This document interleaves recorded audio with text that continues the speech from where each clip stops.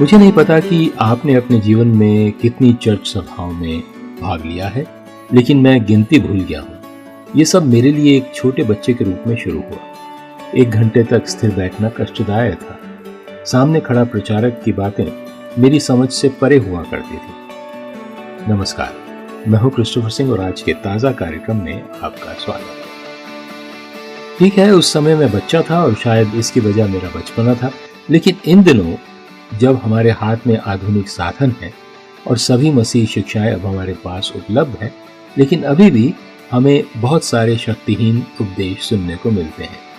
इनमें से कुछ में तो नीरसता है जो हम सभी ने सुनी है, कुछ में उपदेश या तो चिल्ला रहे थे या फिर वो कह रहे थे जो हम सुनना चाहते हैं, लेकिन इनमें हमारे जीवन को बदलने की कोई शक्ति नहीं थी।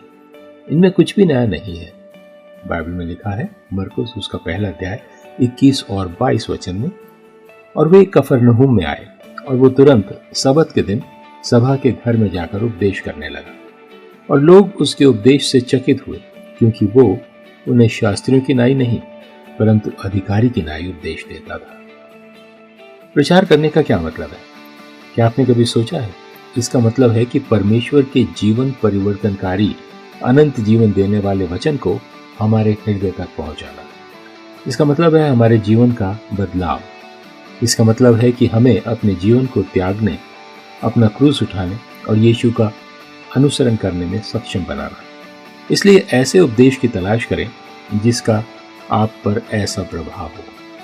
अगर आप चुनौती नहीं चाहते हैं, अपने जीवन में बदलाव नहीं लाना चाहते हैं, तो परमेश्वर के वचन को सुनने के बजाय कुछ और कर सकते हैं। लेकिन अगर आप गंभीर हैं तो आपको कानून के खोखले शिक्षकों की जरूरत नहीं है। आपको ऐसे व्यक्ति की जरूरत है जो अधिकार के साथ शिक्षा दे। जी हाँ, यीशु मसीह। ये परमेश्वर का ताज़ा वचन है आज आपके